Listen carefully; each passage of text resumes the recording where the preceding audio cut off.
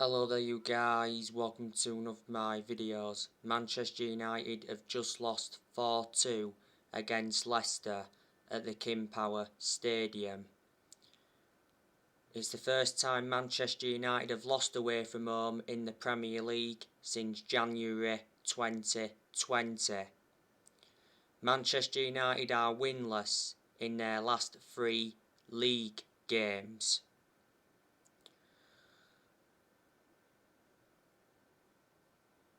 It was a poor performance today by Manchester United, but the positives from a Man United perspective: Mason Greenwood scored a stunning goal.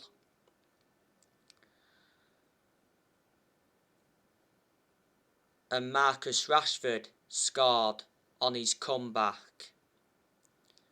Rashford came off the bench. It was Rashford's first appearance since the Europa League final last season. Rashford was out with a shoulder injury for a while. Don't forget he had to have an operation on his shoulder. The other week, Rashford scored twice in that behind closed doors game against Blackburn. But when Rashford brought it back to 2-2, I thought we'd salvage a point. Revert back to Mason Greenwood though, he could have had more than one goal because he had some other good chances. There was one chance where he hit the post. Bruno Fernandes got the assist for Mason Greenwood's goal, and Victor Lindelof got the assist for Marcus Rashford's goal.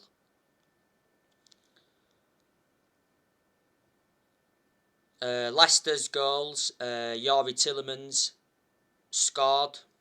That was a stunning goal from Youri Tielemans. He chipped De Gea.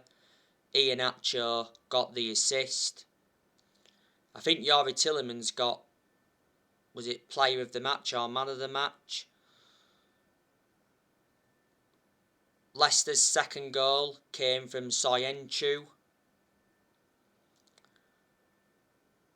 Leicester's third goal came from Jamie Vardy.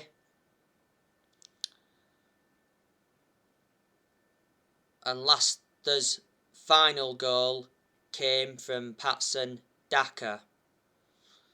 It came from a set piece. Leicester got Patson Daka in the summer transfer window. Perez came off the bench and he made an impact because he got 2 assists.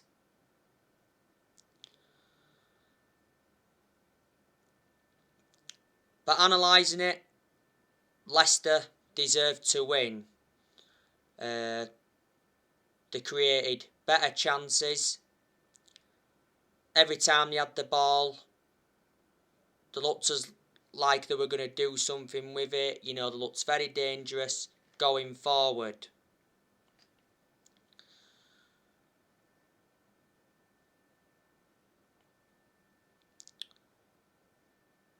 Leicester were missing some players today.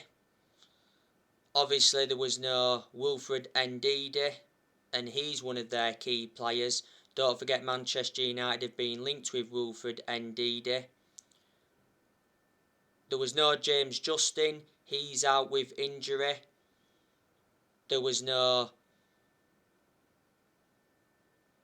Mendy, he's out with injury. And there was no Fofana.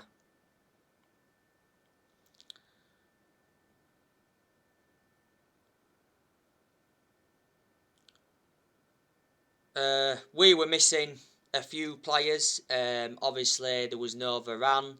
Varane is out with a groin injury for a few weeks. Fred and Cavani were out due to personal reasons. And that's it. Surprisingly, Harry Maguire started today.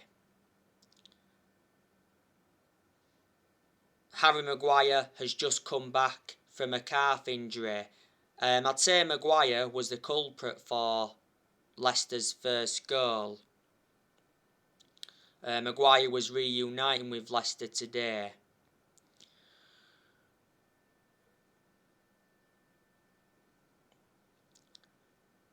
De Gea, he made some good saves today. He made one good save onto the post to deny Youri Tielemans. He also made a good save to deny Patson Daka.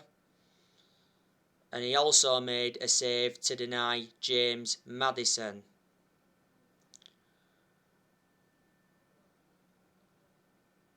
Matic played today. I was surprised at that. I didn't think Matic would have started. I thought Van der Beek would have started ahead of Matic. Ronaldo, he had a couple of chances in the game. Schmeichel made 2 good saves. Prior to this game, Ronaldo did inform Solskjaer that he wants to play every single league game after he was left on the bench against Everton before the international break.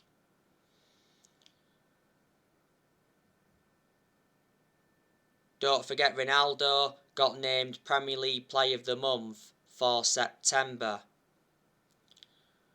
Ronaldo has scored 5 goals in all competitions since he re-signed.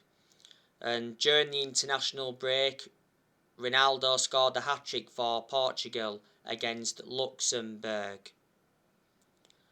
We got Ronaldo for 19.8 million. He wears the number 7 shirt. And Ronaldo's under contract with Man United till 2023. He receives £480,000 a week, so he's the highest earner at Man United.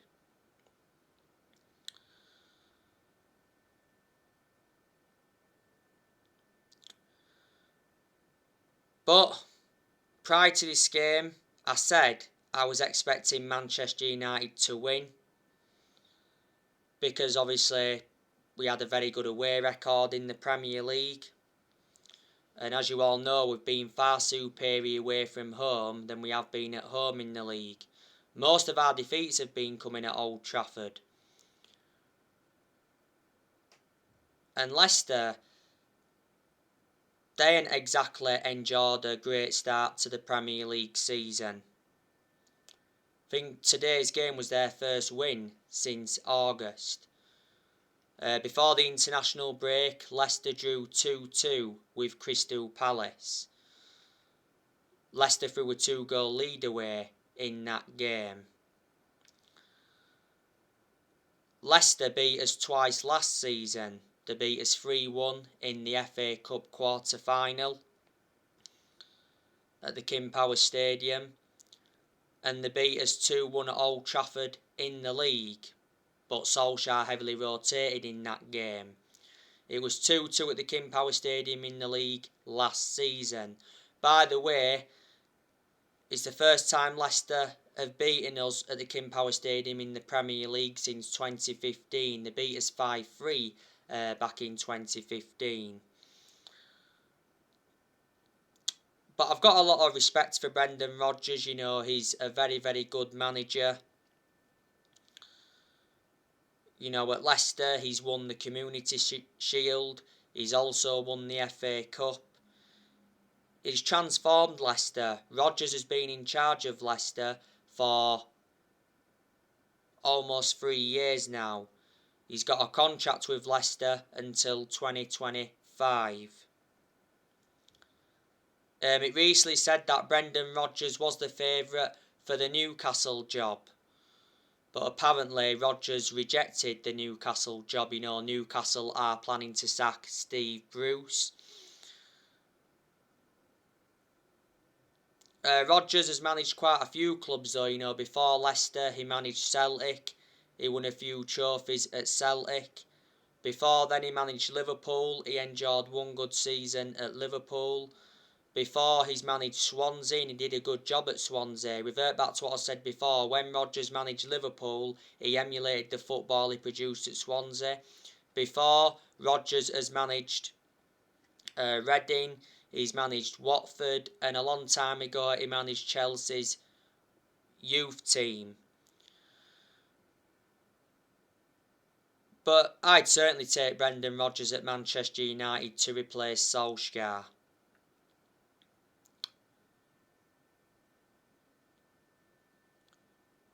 Before Rodgers, Leicester had Puel, but Leicester sacked Puel, and before then they had Claudio Ranieri.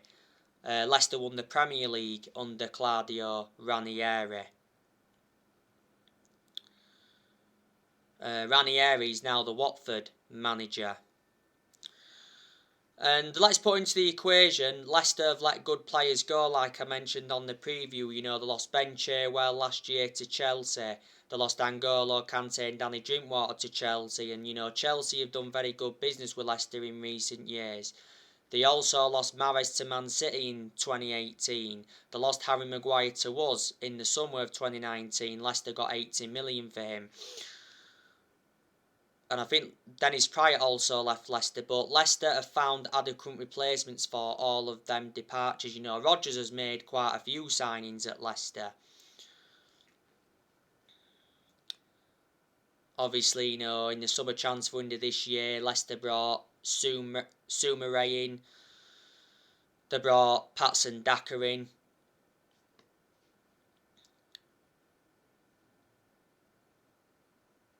They brought Bertrand in, Vestergaard.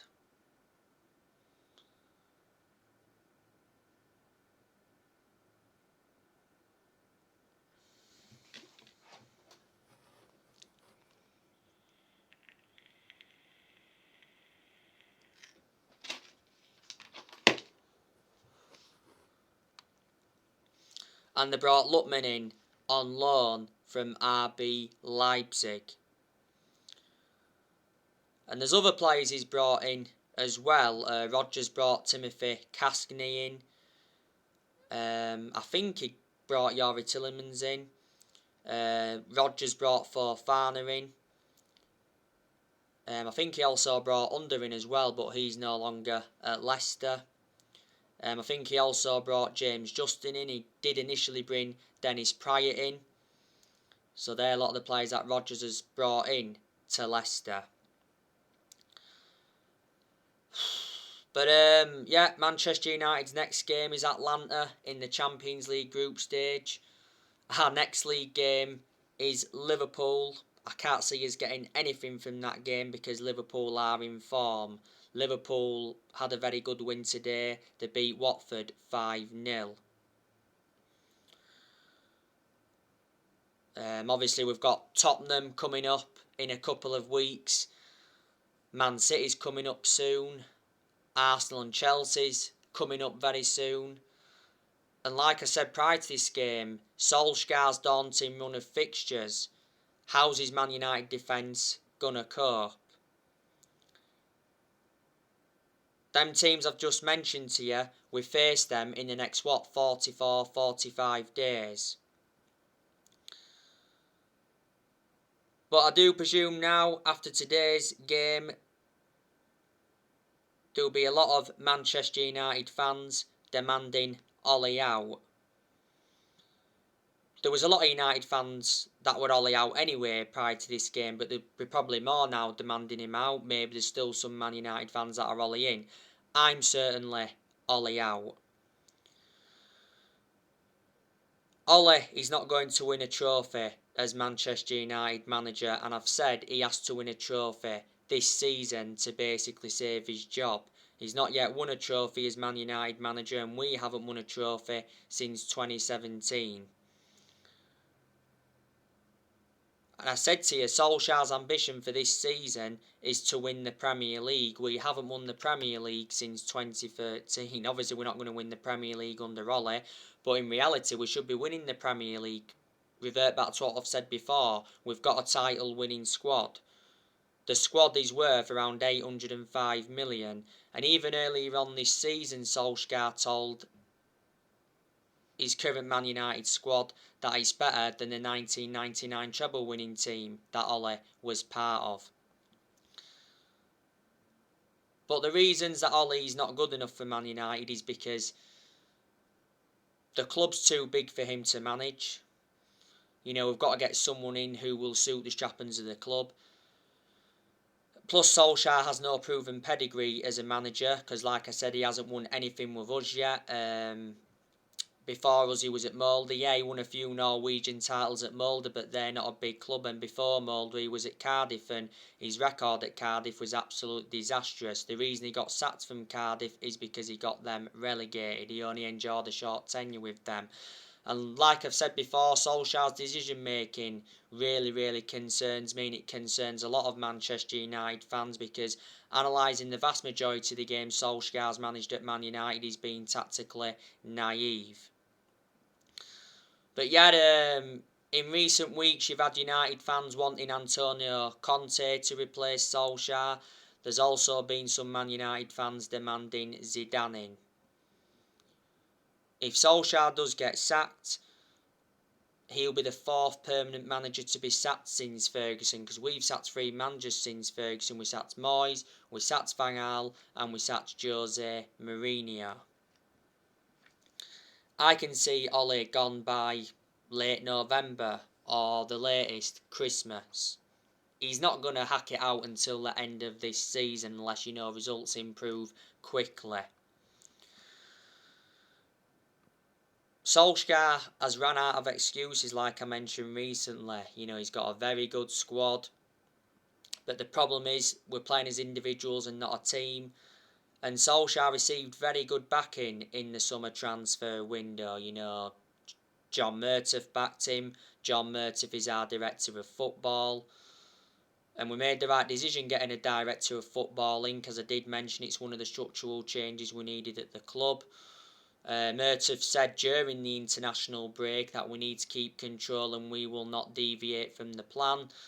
Darren Fletcher backed Solskjaer in the summer transfer window. Woodward has also backed Solskjaer. Well, Woodward said a long time ago that he'd back Solskjaer, and he assured that Solskjaer's job was safe even when we was enduring them bad periods.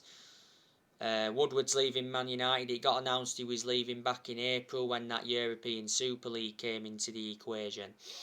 But Woodward's had a 16-year association with the club. And as you all know, Richard Arnold is going to replace Woodward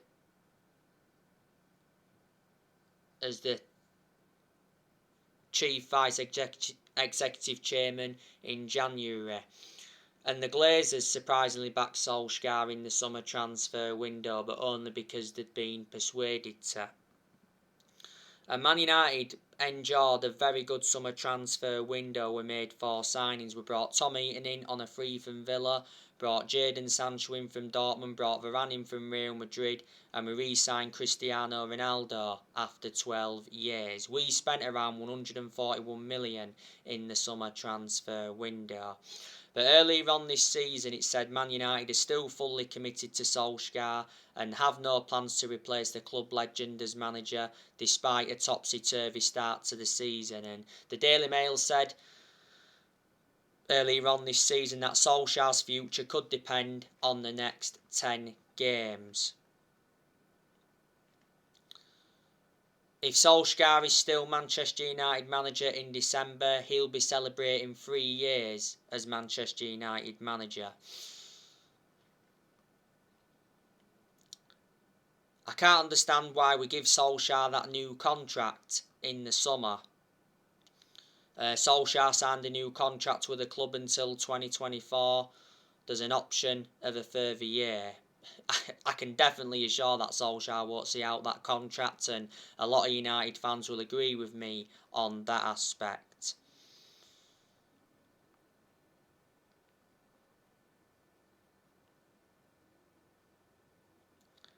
But this season is Ollie's 3rd full season. And I did mention at the start of this season that this season was going to be massive for him because he's got big expectations to exceed. And I just reckon now Solskjaer's had long enough. But when Solskjaer does get sacked, I'll always adore him because at the end of the day, he is a club legend. He endured 11 years as a player for Man United. He flourished under Ferguson's guidance. He had a proven pedigree as a player. Unfortunately, though, hasn't got it as a manager. That's the difference. Solskjaer got appointed in December 2018 to replace Mourinho. He's been permanent Manchester United manager since March 2019. The reason he got the job permanently back in March 2019 was reflecting how well he did as the interim manager.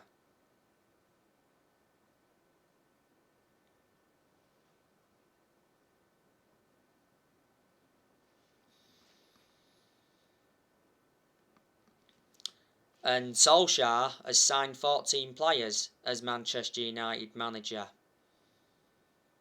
And we've spent like 441 million under him. He's endured 5 transfer windows now as permanent Man United manager. Ollie's also got rid of a lot of players since he's come in. He's got rid of players permanently. He's also loaned quite a few players out. Some progress has been made under Ollie because he's got us to semi-finals. He got us to the FA Cup quarter-final last season. Last season he got us to the Europa League final. And that was his first major final as Man United manager.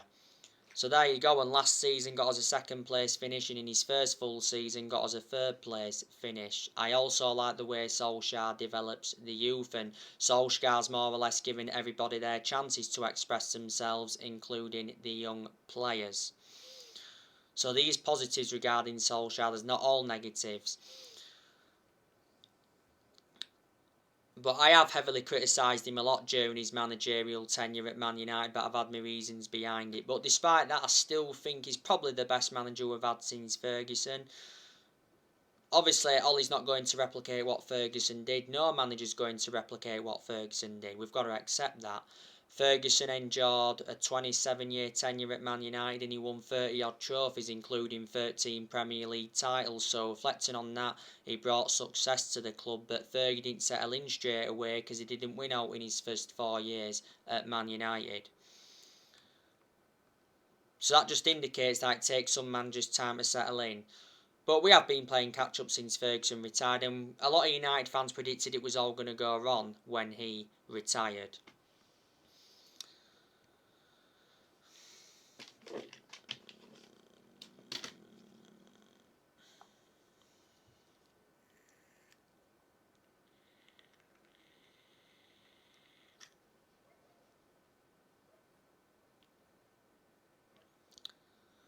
And I'm expecting Manchester United to sell players next year. I think next year Martial will go, Cavani and Mata will go, Van der Beek will go next year because he's not getting enough game time at Man United.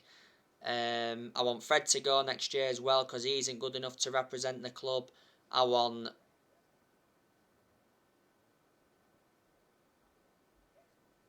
Lingard to go next year as well. Don't forget, Lingard is a target for Barcelona and AC Milan. That's according to ESPN. Lingard recently rejected a new Man United contract offer because of 2 players.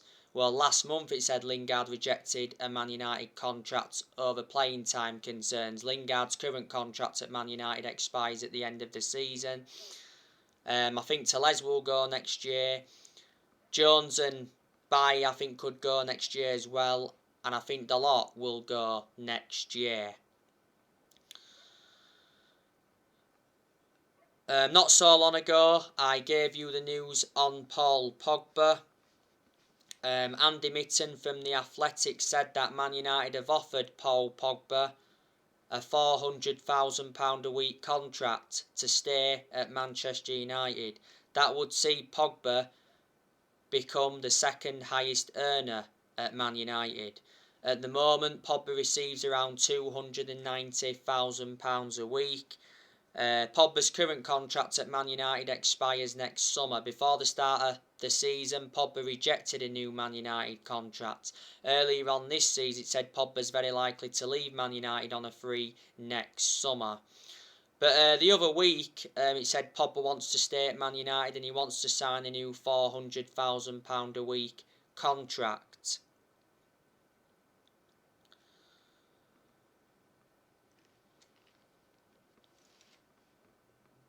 Now, I read a report earlier on today, and it said Real Madrid are ready to offer Pogba 12 million a year and a 25 million transfer bonus,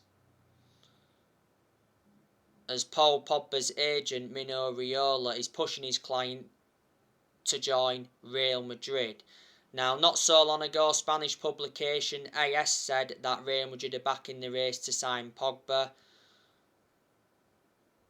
on a free transfer when his contract at Manchester United expires at the end of the season. Real Madrid think Pogba could help convince Mbappe to join next year. Real Madrid have been relentlessly linked with him before. A couple of years ago, Pogba spoke about Real Madrid and his relationship with Zidane.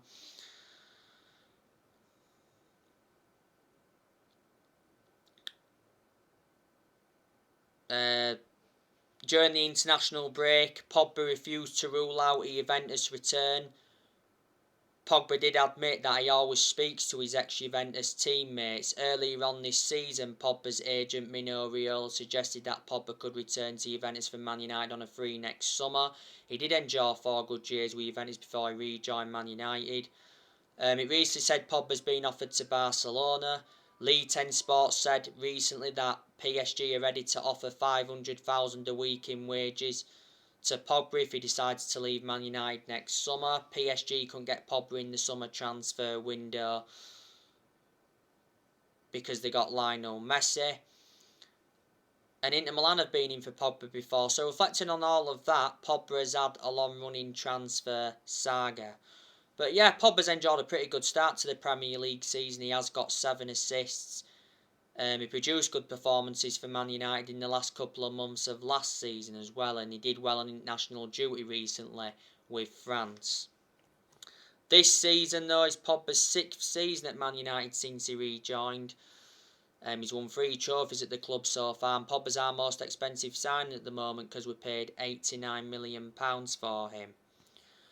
So anyway guys, that's everything to update with today. On my next video, I'll be giving you my player ratings from this game. You know the channel name, Red Devil 24. Subscribe if you wish.